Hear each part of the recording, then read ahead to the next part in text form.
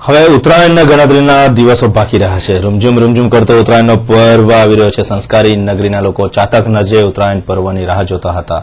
ખાસ કરીને આ પર્વની ઉજવણી યુવાનોમાં ભારે તરવરાટ જોવા મળે છે. યુવાન અને યુવતીઓ ભારે ઉત્સાહિત થઈને પતંગ ઉત્સવની મજા માણે છે. ઉલ્લેખનીય છે કે દર વર્ષની જેમ પરંપરાગત રીતના ઉત્તરાયણ પર્વના 2 દિવસ અગાઉ મહારાજા સયાજીરાવ યુનિવર્સિટીના વિદ્યાર્થીઓ પતંગ ઉત્સવની મજા માણતા હોય છે. આજે મહારાજા સયાજીરાવ યુનિવર્સિટીની નામાંકિત પોલિટેકનિક કોલેજના વિદ્યાર્થીઓ ધાબા પર જઈને પતંગ ઉત્સવની ઉજવણી કરી હતી. વિદ્યાર્થીઓ અને વિદ્યાર્થીઓ એક સાથે મળીને પતંગ ચગાવવાની મજા ઉત્તરાયણ પર્વના 2 દિવસ અગાઉ જ લૂંટી હતી.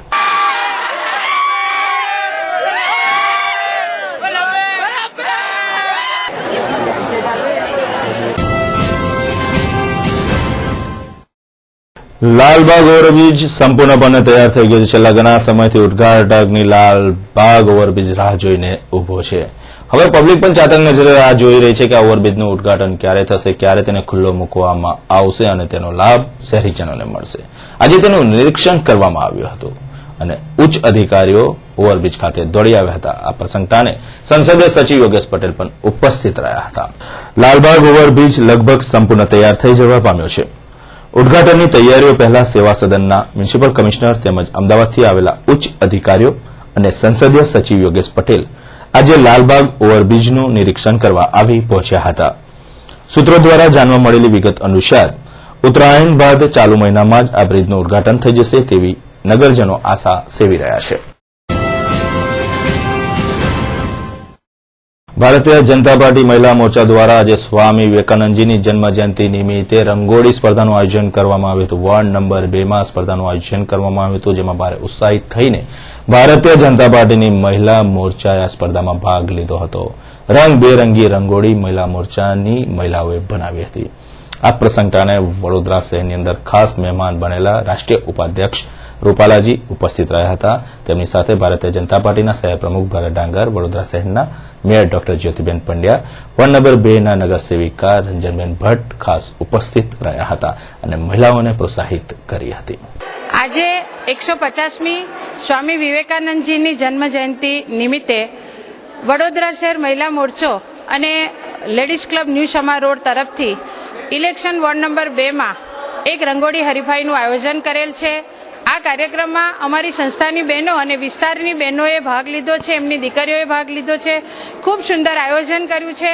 સાથે આ કાર્યક્રમમાં રાષ્ટ્રીય ઉપાધ્યક્ષ અને રાજ્યસભાના સાંસદ માનનીય પરસોત્તમ રૂપાલાજી અને ભરતભાઈ ડાંગર જેઓ વડોદરા શહેરના પ્રમુખ છે એ અને એમની સાથે વડોદરા શહેરના આગેવાનો પણ ઉપસ્થિત રહેવાના છે.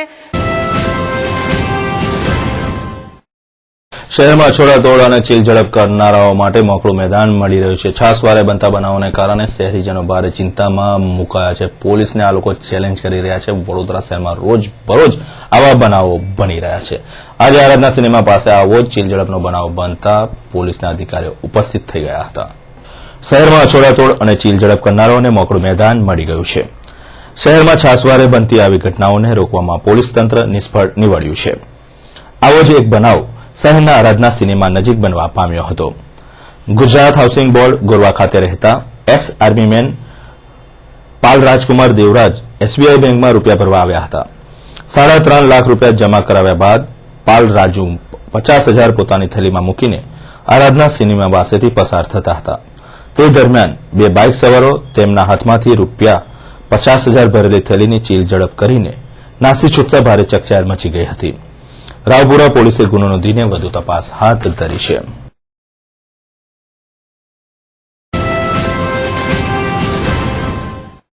સયાજી હોસ્પિટલને આધુનિક સાધનોથી સજ્જ કરવા તંત્ર જઈ રહ્યું છે. ખાસ કરીને પીએમ રૂમ અને સીસીટીવી કેમેરા આજથી તૈનાત કરવાની તજવીજ હાથ ધરવામાં આવી છે.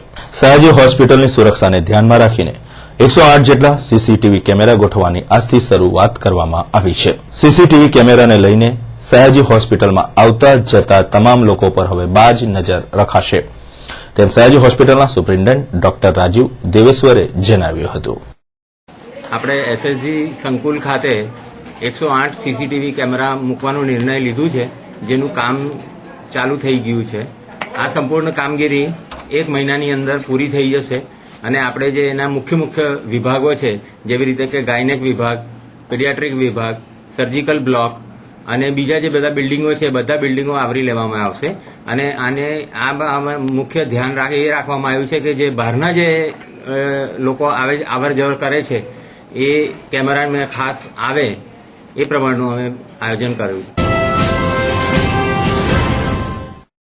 પરમ પૂજ્ય સ્વામી વિવેકાનંદજીની આજે 150મી જન્મ જયંતિ છે. સમગ્ર શહેરની અંદર ભવ્ય રીતના જન્મજયંતિની ઉજવણી કરવામાં આવી. મહારાજા સયાજીરાવ યુનિવર્સિટીની નામાંકિત સોશિયલ વર્ક ફેકલ્ટીના વિદ્યાર્થીઓ દ્વારા પરમ પૂજ્ય સ્વામીજીની જન્મજયંતિ નિમિત્તે એક રેલીનું આયોજન કરવામાં આવ્યું હતું. રેલી આખા કેમ્પસમાં ફરી હતી અને આકર્ષણનું કેન્દ્ર બની હતી. મહારાજા સયાજીરાવ યુનિવર્સિટીની સોશિયલ વર્ક ફેકલ્ટીના વિદ્યાર્થીઓએ સ્વામી વિવેકાનંદજીની 150મી જન્મજયંતિ નિમિત્તે રેલીનું આયોજન કર્યું હતું, જેમાં કોલેજના વિદ્યાર્થીઓ હાજર રહીને યુનિવર્સિટી કેમ્પસમાં ફર્યા હતા.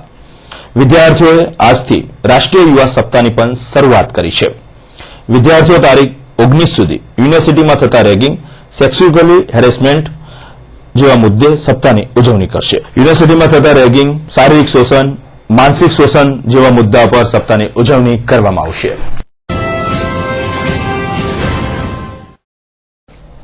શહેરમાં છેલ્લા 10 દિવસથી રેશન પુરવઠો ઠપ થઈ જવા પામ્યો છે, જેમાં ઓનલાઈનથી કેરોસીનના જથ્થામાં કરેલા કાપનો આજે ફેરિયા ભાઈઓએ વિરોધ કરીને કલેક્ટર કચેરી ખાતે ડીએસઓને આવેદનપત્ર આપ્યું હતું, જેમાં 200 રેશન કાર્ડ ધારકોએ 800 થી 900 લીટર કેરોસીન આપવામાં આવતું હતું, જ્યારે નવી સિસ્ટમ પ્રમાણે 200 લીટરની આસપાસ કેરોસીન આપવામાં આવતા ફેરિયા ભાઈઓમાં વિરોધ જોવા મળ્યો હતો.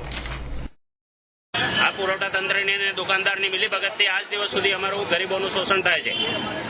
અમને અમારો જથ્થો 200 કાર્ડનો જથ્થાની માંગણી વર્ષોથી અમે કરીએ છીએ. આવેદનપત્ર આપ્યા છે, 10 આવેદન, ડીઓસો સાહેબને 10 આવેદનપત્ર આપ્યા. અમે ગરીબે તો અમારી કોઈ સુનવાઈ કરતો જ નહીં. અમને કાઢી જ દે છે કે તમને જથ્થો મળી જશે. હવે આજે અમારો કાલે ઓનલાઈન પરમિટો મળી છે, તો એનામાં કોઈને 40 લીટરનું પરમિટ મળે છે, કોઈને 200 લીટરની મળે છે, કોઈને 158 લીટરની મળે છે. આવી રીતે અમારા કેરોસીનનું કાપકૂપ કરી નાખ્યું. એની સામે અમે સીએમ સાહેબને અમારું આવેદનપત્ર આપવા માંગીએ છીએ. વડોદરા શહેરમાં ટ્રાફિક નિયમનનું કડક પાલન કરાવવા પોલીસ તંત્રએ કમર કસી છે, ત્યારે કેટલાક કિસ્સામાં વાહન ચાલકો પાસેથી દંડ લેવાને બદલે પોલીસ દાદાઓનો રોષનો ભોગ બનવું પડે છે. આવો જ એક કિસ્સો સરદાર એસ્ટેટ નજીક દયાલરામ નામના વાહન ચાલકને પોલીસે રોકીને લાયસન્સ માંગતા તેમને લાયસન્સ અને પીયુસી બતાવ્યું હતું, જ્યારે પોલીસ દાદાઓએ દયાલરામને હેલ્મેટ અંગે પૂછતા તેમને વિનંતી કરી હતી, પરંતુ પોલીસ દાદાઓ ન માનતા ભારે હોબાળો મચી જવા પામ્યો હતો. પોલીસે થપ્પડ માર્યાના આક્ષેપ થતા પોલીસ દાદાઓએ આ આક્ષેપને પણ નકારી કાઢ્યો હતો. અને હું હાલમાં એક પરિવાર ચોકડી જતો હતો મારી સાઈડ ઉપર, ઇલેક્ટ્રિશિયન છું હું, અને મારી પાસે હેલ્મેટ એક નહોતું, લાયસન્સ, પીયુસી બધું મારી પાસે કમ્પ્લીટ હતું, છતાં પણ મને એ લોકોએ ઝાપટ મારી, બીજાની દાજ મારી ઉપર ઉતારી. પેલા ટ્રાફિક પોલીસવાળાએ, જાદવ સાહેબ સાઈડમાં હતા, એના સ્ટાફમાં જ હતો એ ભાઈ, અને એને મને ઝાપટ મારી અને ગાળ શબ્દનું વર્ચસ્વ કર્યું, ખરાબ ગાળ દઈ અને કીધું ઉભો રે તને બતાવું. સ્વામી વિવેકાનંદજીની જન્મજયંતિ નિમિત્તે વડોદરા શહેરમાં વિવિધ કાર્યક્રમો યોજાયા હતા, જેના ભાગરૂપે કારેલીબાગ ખાતે આવેલ સ્વામી વિવેકાનંદ સ્કૂલમાં આજે સ્વામીજીની મૂર્તિનું અનાવરણ કરવામાં આવ્યું હતું. આ પ્રસંગે સ્કૂલના શિક્ષકો, વિદ્યાર્થીઓ અને વડોદરા શહેરના મેયર, માજી નગરસેવક અને માજી મેયર સુનિલ સોલંકી સહિત આગેવાનોએ ઉપસ્થિત રહીને સ્વામી વિવેકાનંદજીની મૂર્તિને પુષ્પાંજલિ અર્પણ કરી હતી. આજના કાર્યક્રમમાં આવેલ તમામ અધિકારી વર્ગ, મિત્ર વર્ગ, વિદ્યાર્થી તમામને અને બુકેને બદલે બુકથી સ્વાગત કર્યું છે. દરેકને પુસ્તક આપીને સૌનું સ્વાગત થયું છે. ત્યાર પછી અહીં ઘડી એક પ્રદર્શનનું આયોજન કરેલ છે અને આ એક શિલ્પ અત્યારે રજૂ કરેલ છે કે જેની માવજત આ સંસ્થાના વિદ્યાર્થીઓ જ કરશે, અને આ રીતે વિવેકાનંદને સંદેશો હંમેશ માટે અમે આપતા રહીશું. અકોટા ખાતે આવેલ રસુલજીની ચાલીમાં રહેતા સુમનબેન મહિપાલ આજે સવારે ગેસ ચાલુ કરવા જતા ગેસ લીકેજ થતા ઘરમાં આગ લાગી હતી. આગ લાગતા ભારે નાસભાગ મચી જવા પામી હતી. ઘટના સ્થળે ફાયર બ્રિગેડના જવાનો આવી પહોંચતા પાણીનો ફોર્મ મારો ચલાવીને આગને કાબૂમાં લીધી હતી. આગના કારણે કોઈ જાનહાનિ થવા પામી ન હતી.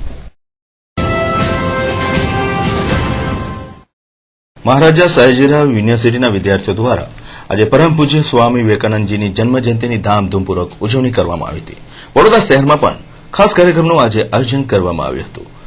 મહારાજા સયાજીરાવ યુનિવર્સિટીના સત્તાધીશો દ્વારા આજે જનરલ એજ્યુકેશન બિલ્ડિંગ ખાતે સ્વામી વિવેકાનંદજીની જન્મજયંતિ પ્રસંગે ખાસ કાર્યક્રમ યોજવામાં આવ્યો હતો.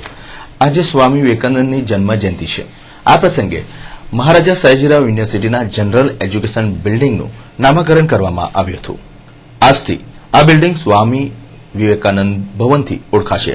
તેમજ આ પ્રસંગે સ્વામી વિવેકાનંદની પ્રતિમાનું પણ અનાવરણ કરવામાં આવ્યું હતું. તેમજ આ પ્રસંગે સ્વામી વિવેકાનંદજીની પ્રતિમા અહીંયા સ્થાપિત કરવા માટે પણ નિર્ણય લેવામાં આવ્યો હતો અને ખાસ કરીને મહારાજા સયાજીરાવ યુનિવર્સિટીના ચાન્સેલર દ્વારા ભૂમિપૂજન કરવામાં આવ્યું હતું. આ પ્રસંગે યુનિવર્સિટીના વાઇસ ચાન્સલર ડોક્ટર યોગેન્દ્ર સિંહ, વિદ્યાર્થી અગ્રણીઓ, વિદ્યાર્થીઓ, પ્રાધ્યાપકો, सिंडिकेट मेंबर और सेनेट मेंबर खास उपस्थित रहा था. जानते हैं आज विवेकानंद जी का जन्मदिन है, तो ऐसा यूनिवर्सिटी ने सोचा कि यहाँ पर उनका एक स्टैचू लगाया जाए जो कि आने वाली जो जनरेशन्स हैं हमारी और जो अभी जनरेशन्स हैं इन सबको प्रेरणा दे सके.